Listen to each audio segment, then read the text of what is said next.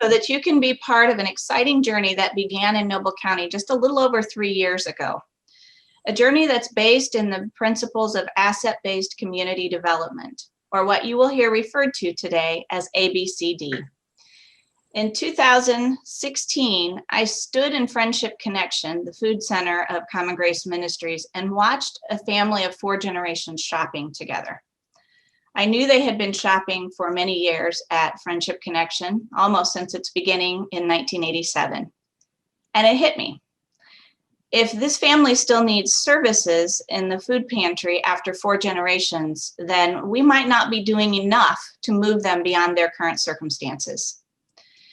That seems like an eternity ago, and yet a flash. But it's the beginning of a new chapter of Common Grace Ministries. I knew we had to make some changes, but I had no idea what they were or how I would go about them. So I began to read books like Toxic Charity, When Helping Hurts, Charity Detox, and many others. I sought out other ministries and organizations that were doing things differently to call out the gifts, skills, talents, and passions of the people that they were interacting with. It seemed like everywhere I went, I kept bumping into this thing called asset-based community development, or ABCD. As we began to move in that direction, others began to take notice. So we held this workshop in December of 2016 to let our partners tell their stories. I naively thought if we answered all of their questions, they would move along and I would be able to get back to what I was doing at Common Grace Ministries. But that's not what happened. Instead, I received calls from the Noble County Economic Development Director and from another person you'll meet today shortly, Rick Ferrant, who encouraged me not to let these ideas stop at the property lines of Common Grace Ministries, but to consider finding ways to move them into our community. Long story short, the Noble New Way movement was born. But if we wanted to keep moving forward, I had to learn more. So in September of 2018, I went to Aurora, Colorado for a week-long training with several ABCD faculty members, Mike Green and John McKnight, one of the co-founders. We visited a neighborhood called Westwood. In this neighborhood, there was an alley that was between the school and the neighborhood proper. And that alley had become overrun with trash and drug paraphernalia. One woman, Rosa, decided to take back their alley. She gathered neighbors and they began to clean up the alley. They worked with local officials to clean up the legal issues. Until their neighborhood was safer, they formed a human school bus to safely walk their children to school. Then when their alley was finally cleared, they built an archway and named the alley Friendship Alley. It didn't stop there. They kept working on their community. A local graffiti artist was hired to paint murals on the buildings. They purchased a small building where people could rent it for things like yoga classes and other events that showcased their skills and talents for the benefit of their community. A local woman had gained a reputation as a very good cook, so she became a caterer and her food was amazing. They turned overgrown areas into parks and green spaces. By the time we visited, they had been at work on their neighborhood for 20 years. I learned a lot from that visit, not the least of which was that these changes take time, but the results can be phenomenal. Today, Noble New Way is leading the charge in Noble County to bring these ABCD principles to our community. What does it look like when ABCD principles are engaged? It looks like that 4-generation family that are all now working and no longer need to utilize services. It looks like a young man that just yesterday stopped at our door to ask if he could volunteer because he had once received help. He said it was his turn to give back. It looks like Common Grace Ministries, but with a significantly more stable financial base. It looks like a relatively small group of people from a community who didn't give up until an unused historic school building became a community learning center, one that has the potential to highlight the gifts, skills, talents, and abilities of the people in that neighborhood. We never set out to create a movement, but Noble New Way has breathed a collective passion into team members.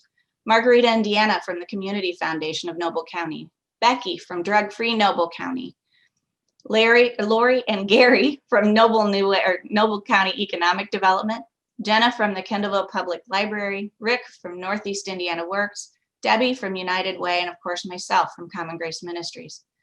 So today we welcome you to our journey of learning, creating, and engaging asset-based community development.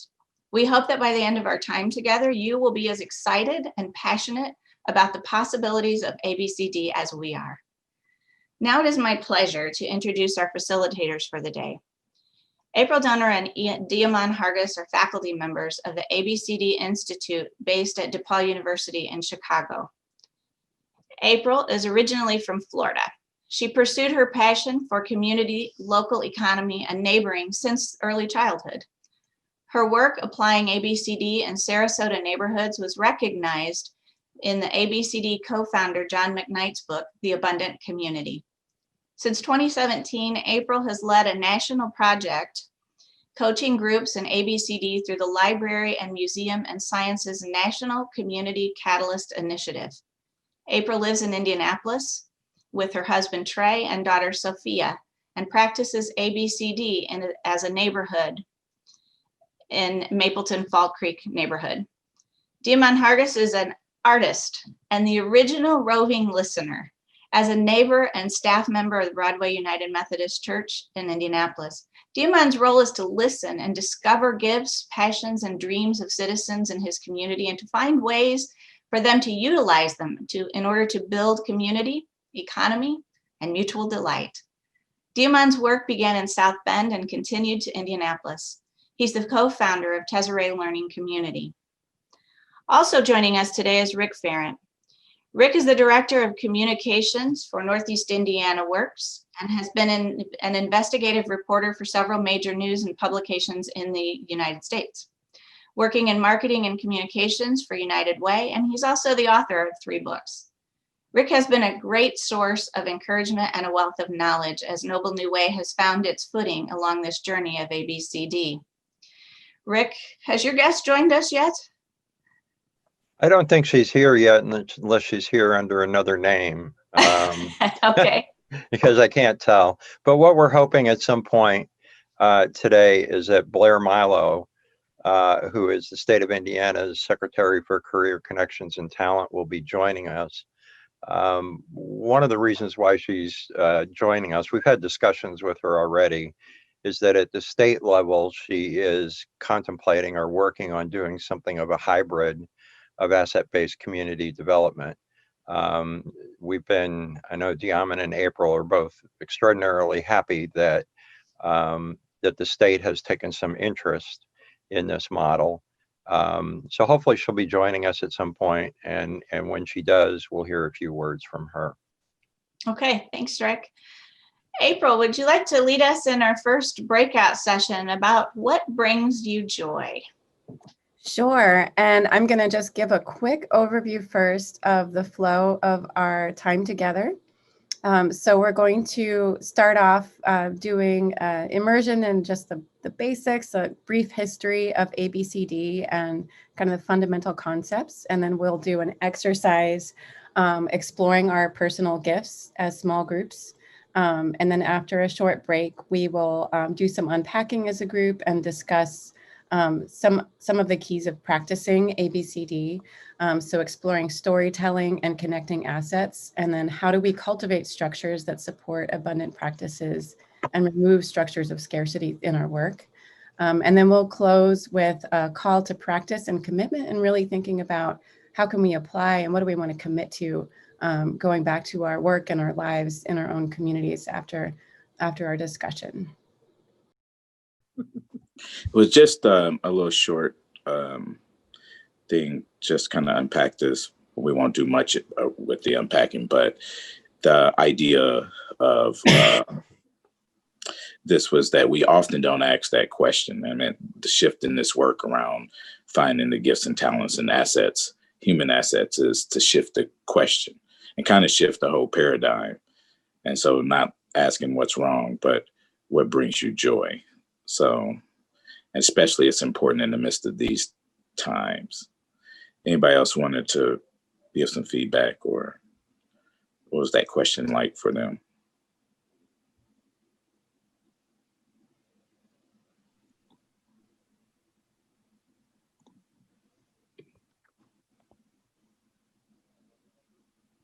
All right. Go ahead, April. All right, and I apologize in advance if I end up coughing a little bit. I'm fighting something, so but I've got some tea here, so hopefully that will help. So great. So hopefully you had some great conversations, getting to know each other a bit, or better if you already knew each other. So I'm going to do a brief history of ABCD and this core concept of the 6 assets. So the formally ABCD began through the work of John McKnight and Jody Kretzmann. So John McKnight had his experiences trained in traditional organizing in the tradition of Saul Alinsky in Chicago, which started in Back of the Yards. And it was very much focused on finding out what people cared about, especially what they were really wanted to see change in their community and building collective power around that. And then he was invited by Northwestern University to help set up their Urban Studies Center. Even though that wasn't really his focus had been in organizing. So as he began that experience, he interviewed all of their academics who worked in some way with communities and cities. And what he found actually really offended him because even though it was very, very deep academic work, none of it spoke to the capacities that he'd experienced of people in communities getting together, combining their skills, their knowledge, their passion, and influencing their environment and their city. So none of this research really spoke to their strengths. It spoke to their needs and their problems and their deficiencies. And so he decided that, this was obviously not very scientific, but there really wasn't much out there that spoke to what he knew about communities and people in communities. So they started a learning journey, and over 4 years, together with some graduate students, they had conversations and they sat at the feet of neighbors. They knocked on doors and they asked them all one question. They asked, can you tell us what people who live on this block or neighborhood have done together that made things better? So they visited over 20 cities. They collected 3,000 stories, give or take. And what they found was that, as they had predicted, in contrast to this needs map that many of the academics at the university had painted and had in their minds of most communities, that actually the stories that came out of these neighborhoods and from these neighbors spoke to the assets that were in all of these communities. And so they found 2 key things from all of these stories when they sat back and said, what can we say is common among these? What's the common denominator? And the first thing was that every story involved people looking around at assets that they had in their community, starting with their own or those of their family and their neighbors, and pulling them together around something that they cared about. So it was about first seeing that there were assets there and resources and skills and talents, and then connecting them. The second thing that they noticed was that all of these stories, and they were from this kind of small block level scale to much larger, all of them started with people within the community themselves. So it didn't start from someone from the outside saying, hey, I've got a great idea about what you all should do to make things better, or what we can teach you, or a program we could bring in. All of these stories started with neighbors themselves saying, hey, there's an issue, or there's a possibility here. I want to do something about it. And I want to pull in some people to do it with me, and working with other neighbors. So it really started from the inside out and the bottom up of neighborhoods.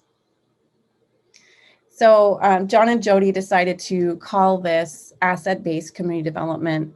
They wanted to call it all kinds of other names, something like how to bake a community cake that felt a bit more accessible. But since they were working with the university, they said they had to call it something no one would understand. So the title asset-based community development was born. But we do recognize that they were really putting a name on a practice that is common and has been done in cultures and communities basically from time without beginning, right? This idea of pulling together what we have already and using that to get to where we want to go and create what we want in our lives. So here are just some examples of the ways that we have seen that throughout time. So ABCD is a concept, and we've touched on this a little bit. We all know this idea of, is the glass half full or half empty, right? And depending on, you know, as the saying goes, depending on if you're an optimist, it's half full, or pessimist, it's half empty. Well, ABCD recognizes that it's both, right? Every person and every community has its emptiness, right? We all have our needs and the things we're not so good at. And everyone has our fullness, right? Everyone has our gifts. But ABCD, recognizing that, proposes that we don't get anywhere, that we can't build anything on nothing, right? So if we want to create something better, we don't start from looking at where people are broken, where they're needy, where we're missing, right? So I didn't get anywhere by focusing on what I'm not good at, and neither did the people in my network. So it's really starting from that fundamental bit of wisdom about how we create change and how we make things better. And just to give you kind of a conceptual comparison, this is really a departure from the way that we're used to doing things in our social services and many of our kind of way we're trained in government agencies, and even, you know, in for-profits that might decide to do something in communities. So an ABCD approach really starts with assets. It builds from opportunities. We come from an investment point of view. We look at associations and how people are already gathering organically. And we focus on community as a solution, on empowerment or growing power. And we see a power as coming from relationships, that people are the answer and that people are citizens. So if you see that's in comparison to a social services model, with which a lot of the work that we end up doing, even when we say that we're doing things in the name of community engagement, a lot of times we can slip into this way of thinking where we start with needs, problems, we have a charity mindset. We go to agencies and existing nonprofits and organizations as the key folks to start with. We zero in on individuals rather than groups, and our goal is to provide more and better or more coordinated services. We see programs as the answer, and we see people as clients. And also I want to clarify over on the left-hand side, when we say people are citizens, that does not mean as far as their legal status, right? We see, you know, anyone who's in a community that has the ability to get together with others and create something, that's a citizen. So zooming out a little bit, ABCD it's not a plug and play kind of blueprint, right? Because every place is different, every neighborhood is different, every community is different. ABCD is really, it's a way of seeing and being. And so today we'll be kind of dunking ourselves in this way of seeing and being, and then looking at how does this apply in your own place. As we mentioned, it's an old story. It's a very joyful practice, as you could probably feel from Angie when she kicked us off. It's a full body practice. I like to think of it as a treasure hunt. And it's something that doesn't really ever end. It's a lifelong journey. And while it's an old story, it's a new story because we're so used to doing things this old way that looks at what's wrong first rather than what's strong. So I'll just go really, really quickly. These are the 6 assets. When John and Jody talked about the ingredients, baking a community cake, that's how they thought of it. You know, the cakes that they found out about in these different neighborhoods were all different flavors, different kinds, but they all had these ingredients that they could see were common, that people had put together to make things better in their communities and for themselves.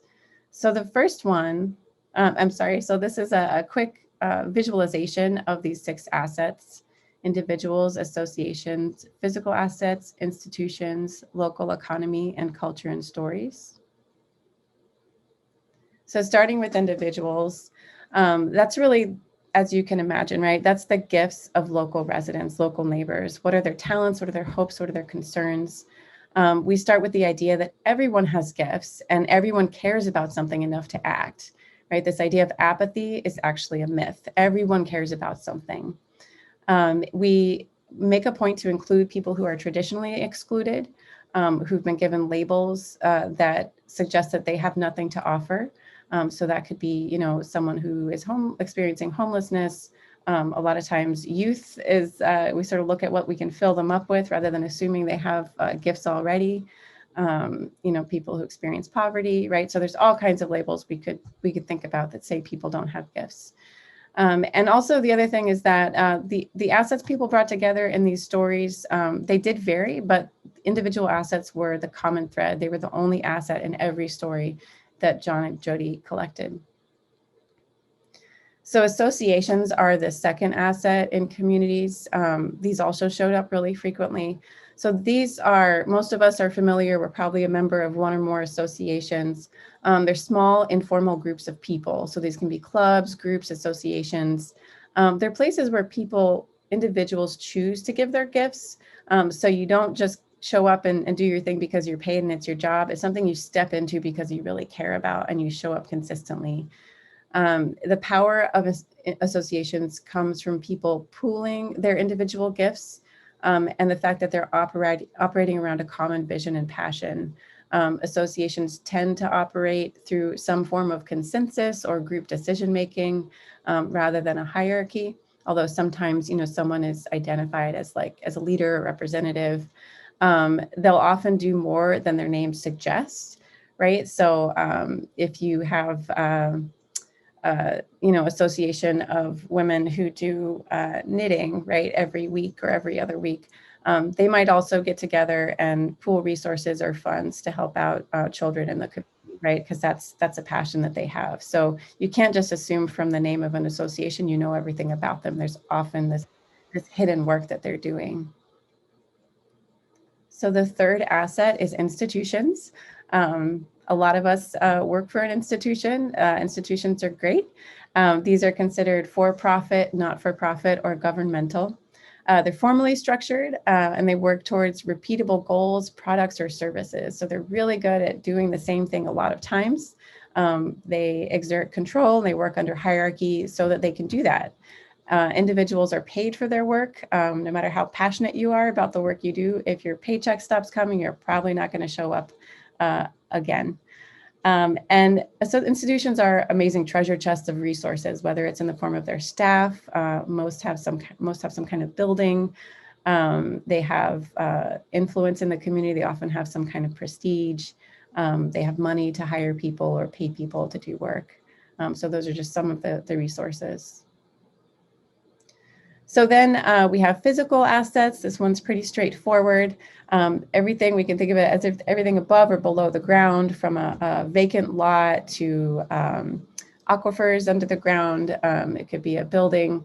Often neighbors, when neighbors get together, they can see the potential of spaces that someone from the outside might just see as a blight or a problem. And those are the spaces and places in the community that we see. Exchange and economy. Diamon's going to talk a little more about this later. It's really one of my favorite assets, but it talks about the exchanges of gifts. So what's that flow that's happening in the community? Again, this is often a lot of it is invisible and informal. So these can be things that are bought, sold, shared, given, traded, or bartered in a really rich, connected community that's often happening beneath the scenes. And sometimes this is termed local economy.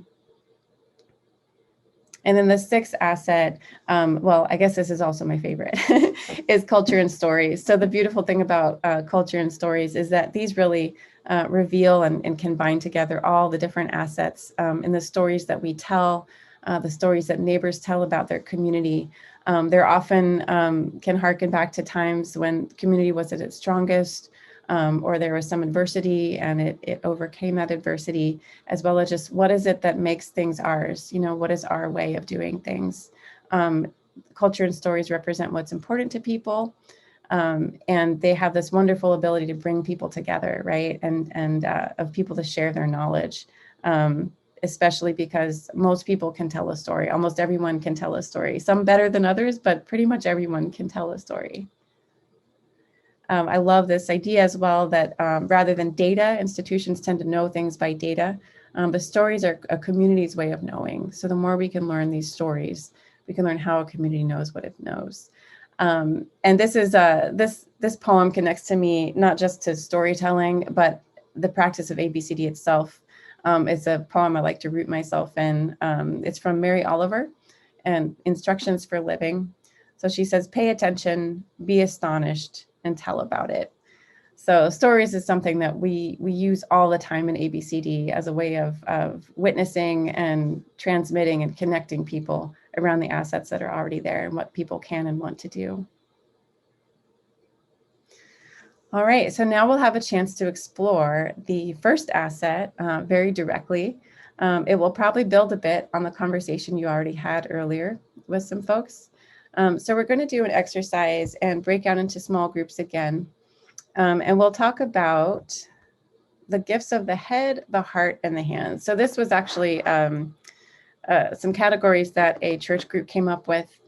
And they figured this was a really good way. There's lots of different ways by talking about individual gifts and adding them up and learning about them. But this is one of our favorite that's really stood the test of time. So I'm going to share a link with you to our Jamboard. Some folks might be familiar with this tool. So you can use this in your small groups to note down, as Debbie gave us a little teaser too, you can note down what you're sharing and what other people are sharing. I want to also invite you to notice other people's gifts as they're talking and reflect them back to them if you notice anything they might not have mentioned. So we're going to, whoops, sorry about that. So we're going to break out into small groups. You should see the Jamboard link. And April, may I, before you do that, yeah. I wanted to give a little instruction on the listening. And a lot of times that we're so busy from an institutional standpoint when we receive people with services is not paying attention. And if we do pay attention, we only pay attention to what's wrong with them. So when I used to go visit, or when I visit my neighbors, one of the things I actually do is I may not even ask the question. I'm present. So I'm watching what people's facial expressions, finding out where people have their energy changes. And so in your breakout groups, make sure you pay deep. Should be a practice, and it's not something that is natural. We have to kind of live into it, right? So we have to put our bodies into it. So when you're in your groups, pay attention. Thank you. Thank you. Those are great points. So thank you so much. And also to give us some context, these definitions will be in the Jamboard. Does anyone have any trouble opening up the Jamboard and getting in there? Okay. And there's instructions on the first page about how to create these little sticky notes. So if you need any help, you can look on there. And then each one, there's a slide for each of the different gifts, so you can scroll through those. So gifts of the head are things that I know and or enjoy learning about. Gifts of the heart are things I'm deeply passionate about. You might be inclined to talk just about kind of personally, like your family or your dog, and those are valid gifts of the heart. But also think about what's something in your community or even in society that you care passionately about. And a good measure of that I think Diamond originally shared with me is what is something you're willing to get up off the couch on a Saturday morning to do something about. And then gifts of the hands are just things you can do, things you can fix, make, or create. It could be something you do digitally or something you physically really do with your hands.